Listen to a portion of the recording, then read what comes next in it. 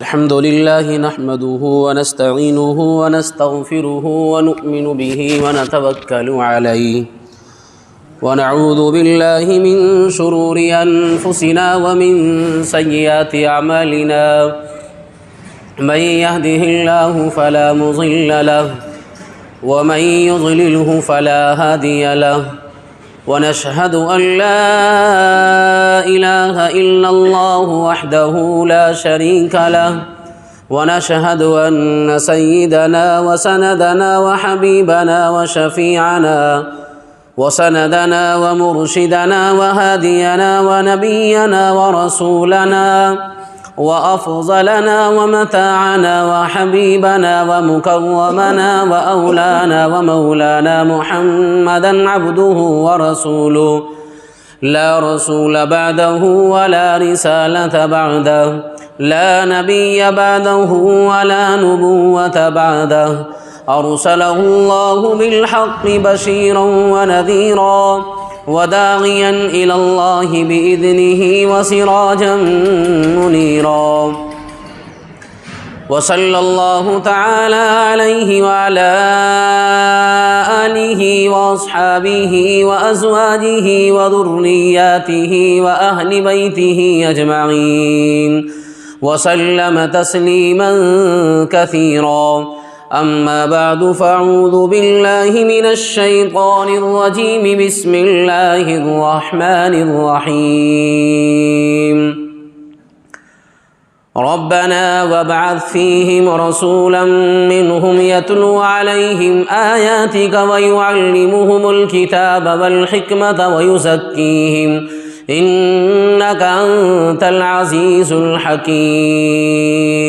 وقال تعالى ألم يجدك يتيما فآوى صدق الله العظيم وقال النبي صلى الله تعالى عليه وسلم لا يؤمن أحدكم حتى أكون أحب إليه من والده وولده والناس أجمعين او كما قال صلی اللہ تعالی علیہ وسلم۔ سلام اس پر کہ جس نے بے کسوں کی دستگیری کی، سلام اس پر کہ جس نے بے کسوں کی دستگیری کی، سلام اس پر کہ جس نے فقیری میں بادشاہی کی، سلام اس پر کہ جس نے اسرار محبت سمجھائے، سلام اس پر کہ جس نے زخم کھائے پھول برسائے، سلام اس پر جو خون کے پیاسوں کو قبائیں دیتا تھا، سلام اس پر جو گالیاں سن کر بھی دعائیں دیتا تھا، سلام اس پر کہ جس کے گھر میں چاندی تھی نہ سونا تھا، سلام اس پر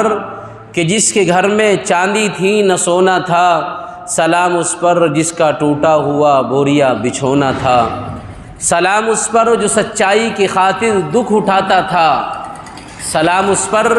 جو سچائی کی خاطر دکھ اٹھاتا تھا، سلام اس پر جو خود بھوکا رہ کر اوروں کو کھلاتا تھا، سلام اس پر کہ جس نے کھول دی مشکل اسیروں کی، سلام اس پر کہ جس نے کھول دی مشکل اسیروں کی، سلام اس پر جس نے بھر دی جھولیاں فقیروں کی، صلی اللہ علیہ وسلم۔ معزز حاضرین گرامی قدر، گزشتہ کئی جمعوں سے جناب رسول اللہ صلی اللہ تعالیٰ علیہ وسلم کی ولادت سے پہلے کے واقعات،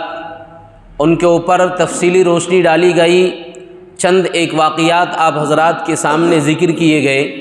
اس میں ایک جو اہم واقعہ تھا واقعہ اصحاب فیل، جو جناب رسول اللہ صلی اللہ تعالیٰ علیہ وسلم کی پیدائش سے 50 سال پہلے بعض مؤرخین کے نزدیک، اور بعض نے یوں کہا کہ آمد تھی اللہ کے نبی علیہ السلام کی، اور اسی دن کا یہ واقعہ۔ بہرحال واقعہ اصحاب فیل آپ حضرات کے سامنے تفصیلاً ذکر کیا گیا۔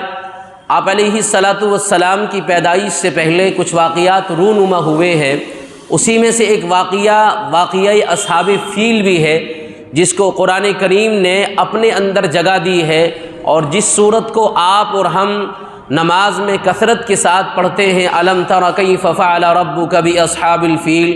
اس آیت کی اور اس پوری صورت کی روشنی میں واقعہ اصحاب فیل کو ذکر کیا گیا۔ یہ اللہ کے نبی علیہ الصلاۃ والسلام کی پیدائش سے پہلے کا واقعہ۔ معجزہ تو اس وقت شمار کیا جاتا ہے جب دعوی نبوت کے ساتھ کوئی واقعہ اور کوئی اجنبی بات پیش آئے تو اس کو معجزہ کہہ دیا جاتا ہے۔ محدثین کے اصطلاح میں ایسے واقعات کو اور ایسی باتوں کو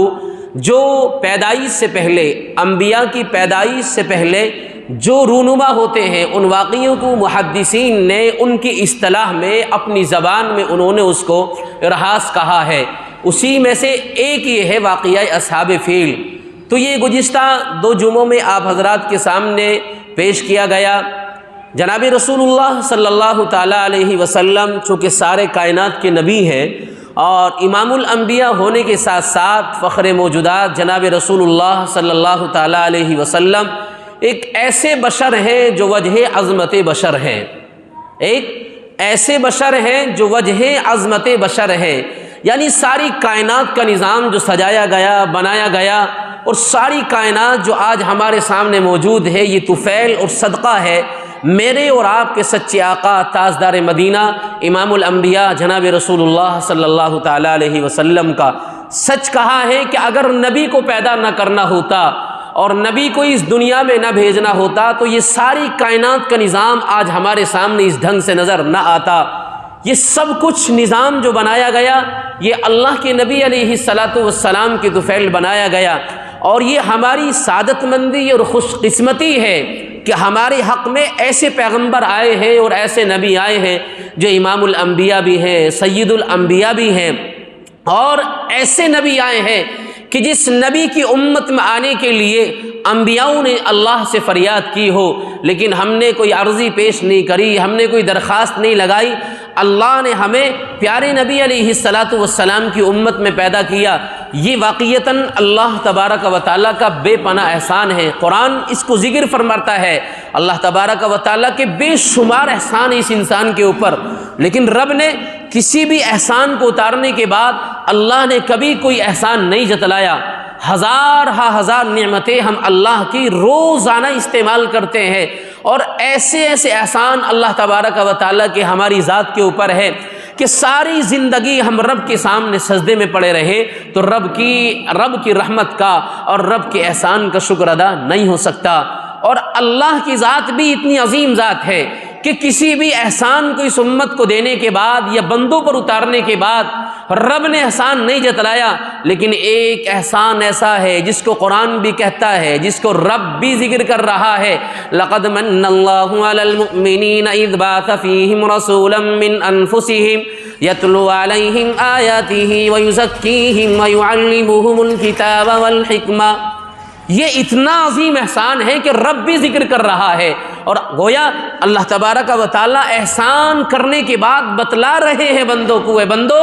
میں نے تمہارے اوپر جتنے احسان کیے ہیں اس میں ایک بڑا احسان یہ ہے، تم احسان سمجھو رب کا، وہ یہ کہ تمہارے اوپر، تمہارے اندر سے اور تمہارے اوپر،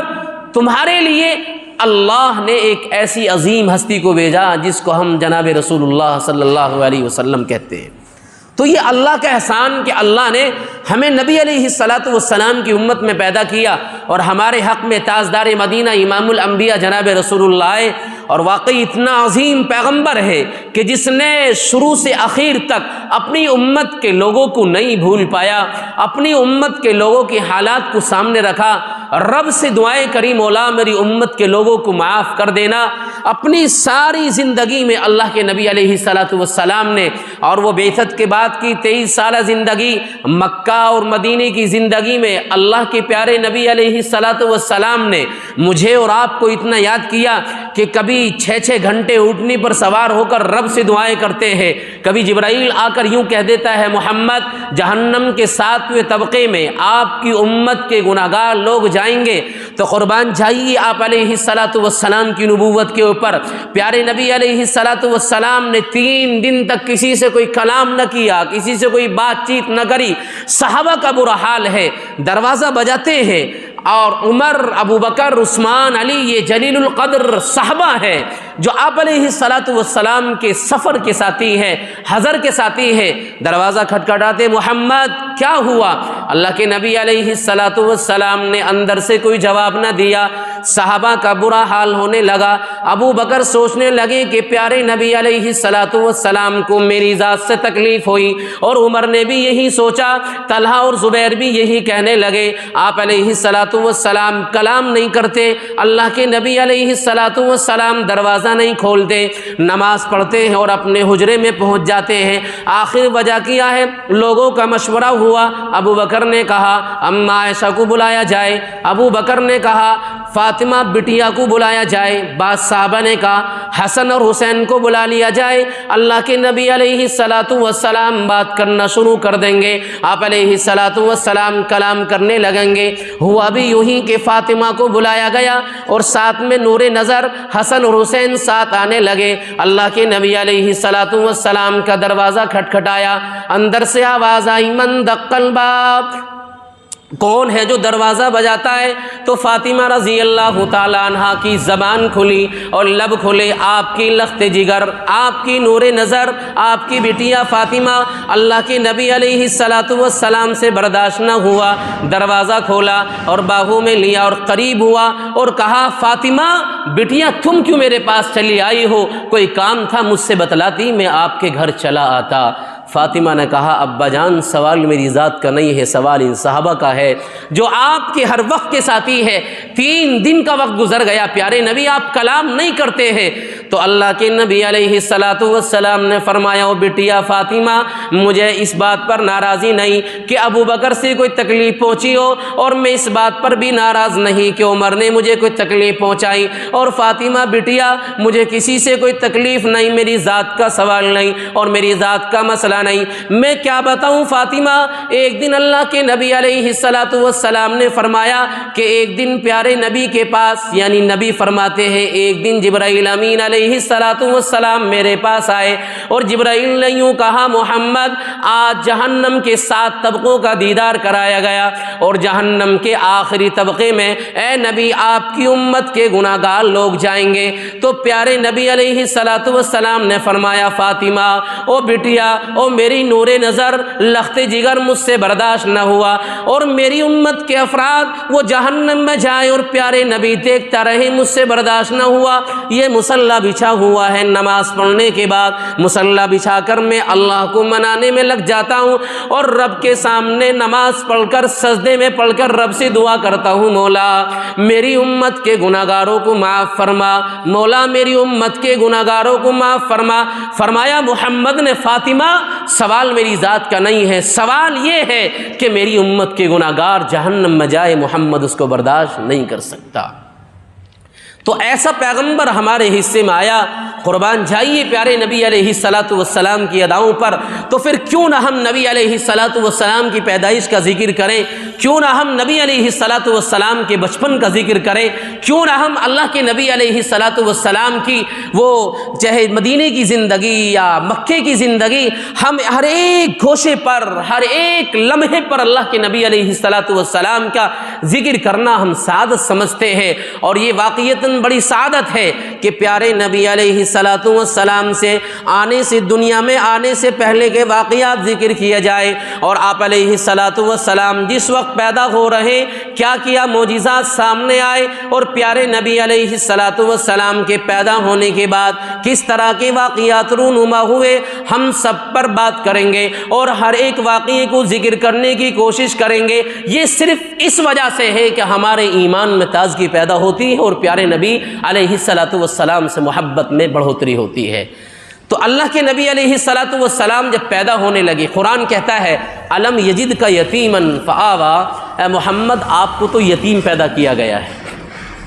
بس یہی آج کی جو آیت میں نے پڑھی ہے الم یجد کا یتیمن فآوا، اسی آیت کی روشنی میں آج میں آپ حضرات کے سامنے چند باتیں ذکر کروں گا، یعنی سمجھ لیا جائے یہی آج میری تقریر کا عنوان ہے الم یجد کا یتیمن فآوا، اے محمد آپ کو یتیم پیدا کیا گیا۔ اندازہ لگائیے کل کائنات کا نبی امام الانبیاء سرور کونین تاجدار مدینہ اور یتیم پیدا کیا جا رہا ہے۔ ہاں ایسے گھر میں پیدا کیا گیا۔ حضرت آمنہ خود بیان کرتی ہے کہ جس گھر میں پیارے نبی علیہ الصلاۃ والسلام کو آنا تھا، اور اللہ تبارک و تعالی جس محمد کو جس گھر میں پیدا کرتا جو میری کوکھ میں تھا، اور میرے گھرانے میں عبد المطلب کے گھرانے میں محمد کو آنا تھا، جس دن پیارے نبی علیہ الصلاۃ والسلام آئے اس گھر میں چراغ کے لیے تیل بھی نہیں تھا، اندھیرا چھایا ہوا تھا، تاریکی ہی تاریکی نظر آ رہی تھی۔ وہ تہجد کا وقت اور صبح کا سہانا وقت کہ اندھیرا نظر آتا ہے، تاریکی نظر آ رہی ہے،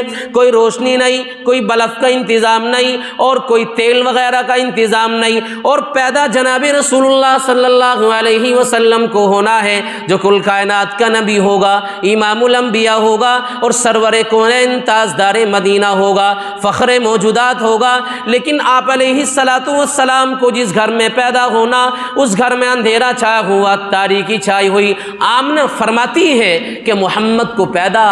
اندھیرے میں اس لیے کیا گیا تاکہ دنیا کے غریب اور یتیم لوگ اپنی ذات کے اوپر محسوس نہ کریں کہ اگر ہم یتیم ہیں اور ہم غریب ہیں تو کیا ہوا، محمد بھی تو ایسے گھرانے میں آیا کہ جس گھر میں چراغ بھی نہیں جل رہا تھا۔ اللہ کے نبی علیہ الصلاۃ والسلام کی پیدائش ہونی ہے، پیارے نبی علیہ الصلاۃ والسلام اولاً تو وہ سارے واقعات کہ جب آپ علیہ الصلاۃ والسلام کا وہ عبداللہ ابا جان کی شکم سے آمنہ کی شکم میں محر میں پہنچا ہے، اس وقت کیا معجزات آئے ہیں۔ اما آمنہ یعنی حضرت آمنہ خود یہ فرماتی ہے جب محمد میری کوکھ میں آئے اور جب سے میں نے عجیب عجیب چیزیں دیکھنی شروع کر دی، مشاہدہ کیا، گھر میں نور ہی نور نظر آنے لگا ہے، اور گھر میں ایسی خوشبو اور برکتیں آنے لگی ہے کہ کبھی کبھی تو دادا عبد المطلب سوال کرنے لگتے ہیں، بٹیا کیا ہوا، گھر میں خوشبو کیسے آتی ہے؟ عطر لگاتی ہو؟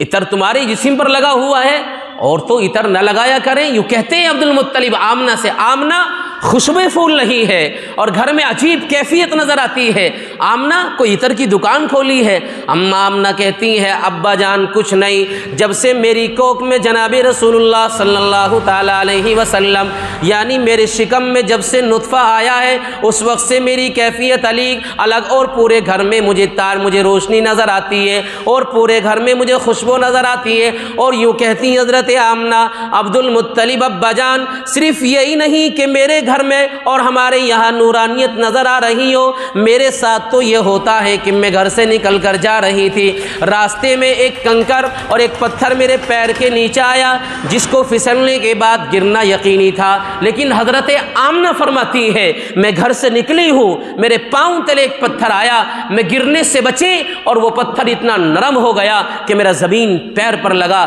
یہ کچھ نہیں ہے، یہ اس سردار کی، اس کائنات کے نبی کی برکتیں ہیں جو آگے چل کر امام الانبیاء ہوگا۔ ابھی میرے پیٹ میں ہے، نورانی اتنی نظر آتی ہے کہ کنویں پر جاتی ہوں ڈول لے کر پانی نکالنے کے لیے، اور ابا جان کہتے ہیں آمنہ جاؤ ذرا پانی نکال کر استعمال کرنے کے لیے کراؤ۔ اما آمنہ حضرت آمنہ فرماتی ہے کہ ڈول نیچے ڈالوں اور میرے پیٹ میں محمد ایک اللہ کی امانت، میں جھکنا چاہتی ہوں جھکا نہیں جاتا، تو قربان جائیے امام الانبیاء جناب رسول اللہ صلی اللہ علیہ وسلم کی نبوت پر اور آپ کے پیغمبر کے سچا ہونے پر۔ اما آمنہ فرماتی ہے کہ میں ڈول نیچے ڈالتی ہوں، پانی چشمے ابالتے ہوئے اوپر آنے لگتا ہے، آواز آتی ہے غیب سے آمنہ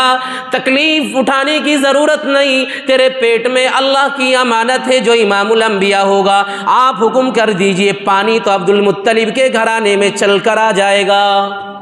یہ اللہ کے نبی علیہ الصلاۃ والسلام ابھی پیٹ میں ہے، ایسی معجزات، ایسی نورانیت اور برکتیں نظر آتی ہیں۔ بہرحال آمنہ فرماتی ہے حضرت آمنہ نے کہا گھر میں محمد کو آنا ہے اور گھر میں چراغ جلانے کے لیے نہیں ہے۔ قرآن کہتا ہے الم یجدک یتیما فآویٰ، محمد تجھے یتیم پیدا کیا گیا، یتیم بنایا گیا، لیکن کیا معلوم تو یتیموں کا والی بنے گا، یتیموں کا آسرا بنے گا اور یتیموں کی پرورش کرنے والا بنے گا۔ اے محمد یتیم تو تجھے اس لیے پیدا کیا گیا ہے کہ دنیا کا کوئی یتیم محسوس نہ کرے، وہ سوچے کہ اگر ہم یتیم ہیں تو محمد بھی یتیم پیدا ہوا ہے۔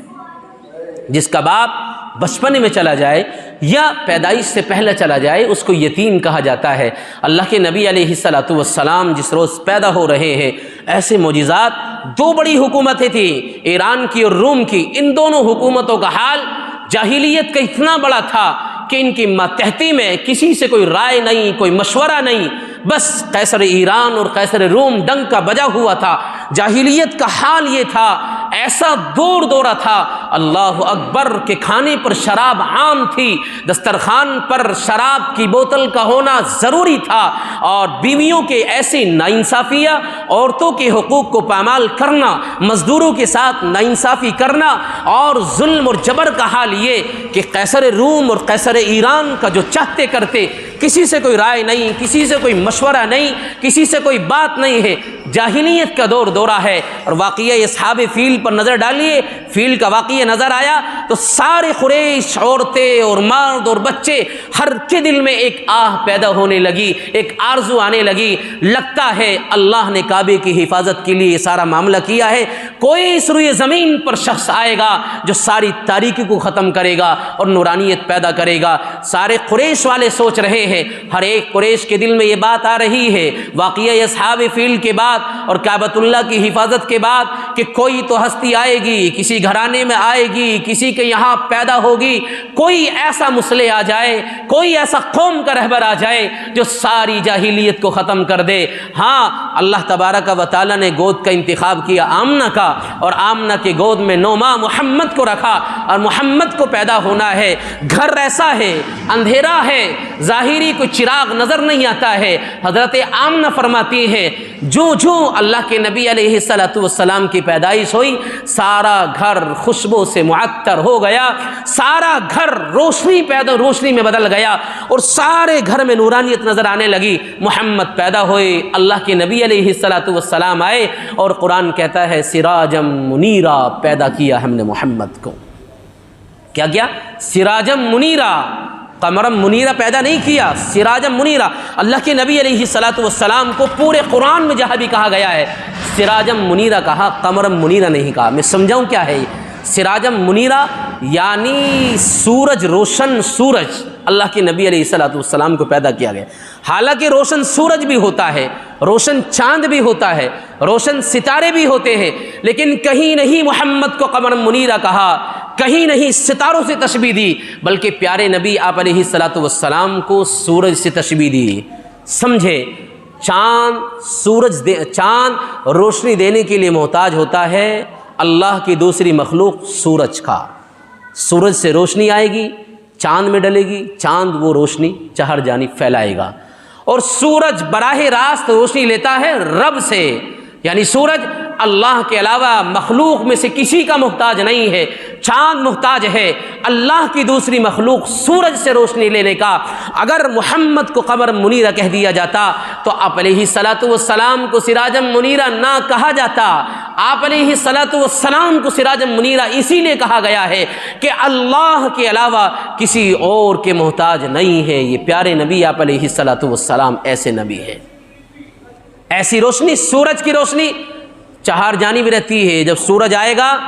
تو درخت بھی روشنی لیں گے، حجر بھی روشنی لیں گے، شجر بھی روشنی لیں گے، فرش عرش ساری چیزیں روشنی لیں گی۔ اور کبھی کبھی ایسا ہوتا ہے چاند کی روشنی محدود ہو جاتی ہے، لیکن اگر سورج کی روشنی آئی ہے تو ہر طرف روشنی پھیلے گی، ہر ایک روشنی سے لطف اندوز ہوگا، ہر ایک روشنی سے فائدہ اٹھائے گا۔ بیعین اسی طرح تاجدار مدینہ امام الانبیاء محمد رسول اللہ جس وقت مکے کی سرزمین پر آئے تو سارے زمانے میں جاہلیت کا دور دورہ، سارے زمانے میں تاریکی اور سارے دور میں تاریکی گھوم رہی تھی، اور مکے کی زمین کی کوئی جگہ ایسی خالی نہیں کہ جہاں تاریکی نظر نہ آتی ہو، جہاں اندھیرا نظر نہ آ رہا ہو۔ زمانے جاہلیت کا حال کہ مزدوروں کے ساتھ ناانصافی، 1 مہینہ نہیں، 2 مہینہ نہیں، اور کئی سال تک مزدوریاں کراتے اور بغیر پیسوں کے واپس کر دیتے۔ عورتوں کا حال یہ کہ اگر ولادت ہو جائے تو اپنے سے دور کیا، جنگلوں میں جا کر ایک طرف بٹھا دیا، کھانا رکھ دیا، طبیعت چاہی تو نہ رکھا، ان کو ایک طرف ڈال دیا۔ حال جاہلیت کا یہ اخلاقی حال، معاشی حال، سیاسی حال، سارے حالات عجیب، چہار جانب تاریکی اور اندھیری اور تاریکی نظر آتی ہے۔ آپ علیہ السلام مکے کی سرزمین پر آئے، آمنہ کی گود کا انتخاب کیا گیا۔ حضرت آمنہ فرماتی ہیں جب آپ علیہ الصلاۃ والسلام آئے تو سارا مکہ روشن ہونے لگا اور معجزہ نظر آیا۔ ایران کی وہ آگ جو ایک زمانے سے جل رہی تھی، آتش فارس جس کو کہا جاتا تھا، ایک زمانے سے بہت اونچی آگ جلی ہوئی تھی، ادھر پیارے نبی جناب رسول اللہ صلی اللہ علیہ وسلم ہمارے گھر میں آئے، عبد المطلب کے گھرانے میں آئے، وہ ایک زمانے سے جلتی ہوئی آگ ساری بجھ گئی، اور ایران کا وہ محل جو دیکھنے کے لیے لوگ آتے اور جس کے کنگورے بہت اونچے اٹھے ہوئے تھے، ایران اور روم کے سارے محل پیارے نبی علیہ الصلاۃ والسلام مکے کی سرزمین پر عبد المطلب کے گھرانے میں آئے، حضرت آمنہ کے قریب پہنچے اور آمنہ فرماتی ہے وہ سارے کنگورے زمین پر گر پڑے، یعنی سارا محل گر پڑا۔ یہ معجزہ پیارے نبی علیہ الصلاۃ والسلام کا بھی پیدا ہو رہے ہیں، اور آمنہ فرماتی ہے کہ جس وقت محمد آئے عبد المطلب کا گھرانہ تو روشن ہوا، سارا مکہ روشن ہو گیا۔ تاجدار مدینہ آئے دنیا میں عبد المطلب دادا، آپ علیہ الصلاۃ والسلام کی پیدائش سے 6 مہینے پہلے عبداللہ جو والد محترم ہوتے ہیں وہ دنیا سے رخصت ہو گئے تھے، چلے گئے تھے، اسی لیے اللہ کے نبی علیہ الصلاۃ والسلام کو یتیم پیدا کیا گیا۔ عبداللہ چلے گئے ہیں 6 مہینے پہلے، اور آپ علیہ الصلاۃ والسلام 6 مہینے کے بعد آئے ہیں تو یتیم بنے ہیں۔ قرآن کہتا ہے الم یجد کا یتیما فآوا، آئے ہیں عبد المطلب کی خوشیوں کا صحیح ٹھکانہ نہ رہا، آمنہ کی خوشیوں کا ٹھکانہ نہ رہا۔ ایسے معجزات آمنہ نے تو جب گود میں تھے محمد امانت کو لیے ہوئے، محمد کو امانت جو تھی اس کو گود میں لی ہوئی تھی، اسی وقت سے دیکھ رہی تھی، کیوں نہ خوش ہوتی؟ سارا مکہ روشن ہو گیا۔ عبد المطلب نے اپنے گود میں لیا محمد ننھے منھے سے بچے کو، اور مکے کی سرزمین پر چار جانب گھوم رہے ہیں۔ اب عبد المطلب نے محمد کو اپنی گود میں لینے کے بعد مکے کی گلیوں میں نکلتے، مکے کے چوراہوں پر جاتے اور اعلان کرتے، لوگوں عبد المطلب کے گھرانے میں عبداللہ جو بڑا حسین و جمیل تھا وہ دنیا سے چلا گیا، آج عبد المطلب کے گھرانے میں اس سے زیادہ حسین اور جمیل ایک بیٹا عطا کیا ہے۔ چہار جانب اعلان کرنے لگے، مکے کی سرزمین میں گھومنے لگے اور چوراہوں پر جاتے، گلیوں میں جاتے، مکے میں اعلان کرتے یہ محمد، ابھی نام نہیں رکھا گیا، کہتے یہ ننھا منا بچہ عبد المطلب کے گھرانے میں آیا، اس کے ناک دیکھو، اس کی آنکھ دیکھو، اور اس کے کان پر نظر ڈالو، اس کا چہرہ دیکھو، اس کے ہاتھ کی انگلیاں دیکھو۔ عبد المطلب کی خوشیوں کا ٹھکانہ نہ رہا۔ عبد المطلب خوش ہو کر مکے والوں کے سامنے اعلان کرتے ہیں، چوراہوں پر اعلان کرتے ہیں اور گلیوں میں اعلان کرتے ہیں، عبد المطلب کے گھرانے میں ایک ننھا اور منا سا بچہ آیا جو بڑا حسین اور جمیل ہے، دیکھنے میں بڑا خوبصورت، اور ہاتھ کتنے پیارے، آنکھ کتنی پیاری، زلفیں کتنی پیاری، اور خدا کی قسم ہو بھی کیوں نہ جس کو قرآن یوں کہتا ہو والشمس وضحاها، جس کو قرآن یوں کہتا ہو والضحى واللیل اذا سجا، میرے نبی کی زلفوں کی قسم کھائی، اور میرے نبی کی زلفوں کی قسم قرآن میں کھائی گئی، ایسی زلفیں اور ایسے بال۔ عبد المطلب کہتے ہیں میرے پوتے کے ذرا اس ننھے منھے کے بچے کے بالوں کو دیکھیے، ہاتھ کو دیکھیے اور انگلی کو دیکھیے، اور دکھاتے پھرتے ہیں انگلیوں کا حال یہ کہ اگر چاند کی جانب اشارہ کرتے تو چاند زمین پر 2 ٹکڑے ہو کر زمین پر گر جاتا، ہاتھوں کو دکھاتے ننھے منھے بچوں کے ہاتھ کو دیکھیے۔ ہاں جب نبی علیہ الصلاۃ والسلام نبی بنے اور ہاتھوں میں کنکری آئی تو ابو جہل یہ سوال کرنے لگا بتاؤ تمہارے ہاتھ میں کیا ہے؟ تو محمد نے کہا نہیں، ابو جہل کے ہاتھ میں کنکریاں تھیں، یوں کہنے لگا محمد بتاؤ میرے ہاتھ میں کیا ہے؟ تو محمد نے یوں کہا میں بتاؤں یا خود یہی بتائیں تیرے ہاتھ میں کیا ہے؟ تو کہا یہ بتائیے میری ہاتھ والی چیز بولے۔ تو زبان ان کے اندر سے آواز آتی ہے اشہد ان لا الہ الا اللہ واشہد ان محمد رسول اللہ۔ ہاں میرے نبی علیہ الصلاۃ والسلام کی ہاتھ میں کنکری آ جائیں تو کلمہ پڑھنے پر مجبور ہو جائیں۔ عبد المطلب اعلان کرتے ہیں یہ عبداللہ کے گھرانے میں ایک ننھا اور منا بچہ آیا جس کے ہاتھ، جس کے پیر اور پاؤں اور زلفیں اور آنکھ اور ناک بڑی پیاری ہیں۔ خوشیوں کا سما نہ رہا، جھومتے پھرتے ہیں خوشی کے ٹھکانے، جو آتا محمد کو دیکھتا اور اپنی زبان سے تعریف کرتا، جو آتا محمد کو دیکھتا، اور قریش میں ایک چرچا ہونے لگا عبداللہ کے گھرانے میں ایک بہت حسین اور جمیل بچہ آیا ہے۔ قریش والوں کی قطار لگ گئی دیکھنے کے لیے عبد المطلب کی گود میں، جو آتا تعریف کرتا، جو دیکھتا تعریف کرتا، چہرے پر نظر ڈالی تو تعریف، آنکھ پر نظر ڈالی تو تعریف۔ قریش یہ تعریف کرتے رہے، عبد المطلب بچے کو واپس لائے اور آمنہ کی گود میں رکھا اور لانے کے بعد یوں کہا میں نے جس کو دکھایا اس نے اس کی تعریف کری، لہذا آج سے اس کا نام محمد رکھ دیا جائے۔ محمد کہا جاتا ہے جو دیکھے وہی تعریف کرے۔ عبد المطلب نے نام محمد رکھا اور آمنہ نے نام، بولو، آمنہ نے نام احمد رکھا، عبد المطلب نے محمد رکھا۔ جو آئے دیکھے تعریف کرتا رہے۔ یہ آپ علیہ السلام پیدا ہوئے ہیں، پیدا ہونے کے وقت کے معجزات یہ آپ حضرات نے سنے، اور کیسی نورانیت اور کیسی برکت محمد رسول اللہ آئے ہیں۔ وہ نبی ہمارے حصے میں آیا ہے، خدا کی قسم اس نبی کا احسان ہم زندگی بھر تک نہیں عطا کر سکتے۔ اس نبی نے جو کچھ ہمارے لیے قربانیاں دی ہے، اور اس نبی نے جو ہمارے لیے تکالیف کو اٹھایا اور پریشانیوں کو اٹھایا، زندگی بھر تک ہم احسان چکانا چاہے نہیں چکا سکتے ہیں۔ اسی لیے عزیزو ہم نے سیرت کے عنوان پر گفتگو شروع کری، ولادت کی کچھ جھلکیاں آپ حضرات کے سامنے رکھی ہیں، ما بقیہ آئندہ جو میں انشاءاللہ بیان کیا جائے گا۔ اللہ تبارک و تعالی عمل کی توفیق عطا فرمائے، وما علینا الا البلاغ۔